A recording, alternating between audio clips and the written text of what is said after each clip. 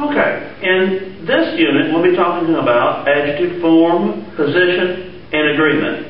I have on the board behind me here some words that can illustrate this. For example, you may have heard of the Rio Grande.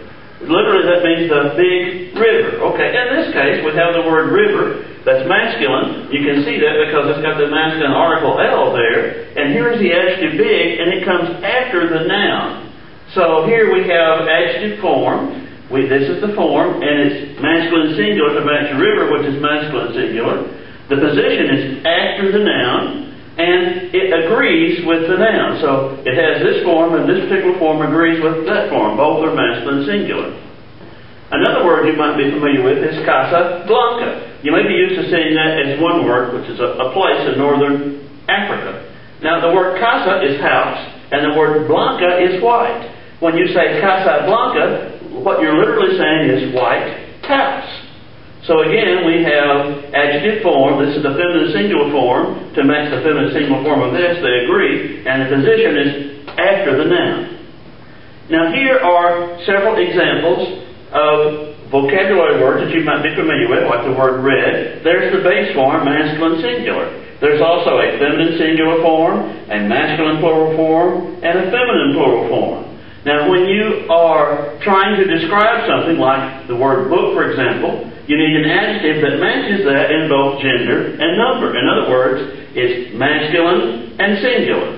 So you use the masculine singular form to match the masculine singular word book.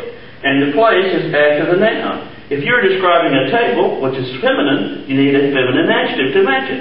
So here I have the feminine singular form of red to match the feminine singular table. And when I want to say the red table, I put the word red after the word table.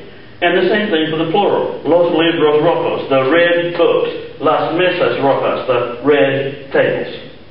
Okay, here I have another adjective, the word blue, and it doesn't end in an O or A like the word red did in the example we just had. Now in this case, the word blue in its singular form can be either masculine or feminine. Notice that I have it here to match the word car, and I also have it as a match to the word silla. Silla, the word chair, is feminine. Car, or carro, is masculine. But the word blue doesn't show gender. It just shows number. So, if I have more than one car or more than one chair, I have to have a plural form of the word blue. In this case, since it ends in a consonant, an L is a consonant, since it ends in a consonant, to make it plural, I have to add an EX. So I basically have only two forms of the word blue. I have the masculine singular and feminine singular, which are the same one, and the two plural ones, both male and female, look identical here. Okay, now there are some adjectives that don't necessarily come after the noun. For example, I have the big house, but I could say it like gran casa. In this case, gran is more like great, but when it comes in front of the noun, it has a different spelling, and it means great as opposed to grande, which is big.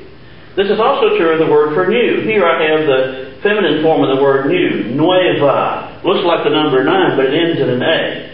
There's also a masculine singular form that ends in an O. Our form here is masculine singular to match house, which is masculine singular. But look at the placement. Here I have la casa nueva with the normal placement after the noun. But when I say la casa nueva, I don't necessarily mean a brand new house. I mean a house that's new to someone, but not necessarily brand new. But when I say la nueva casa, as in this last instance, the adjective comes before the noun. And in this case, when I put it before the noun, it means the brand new house.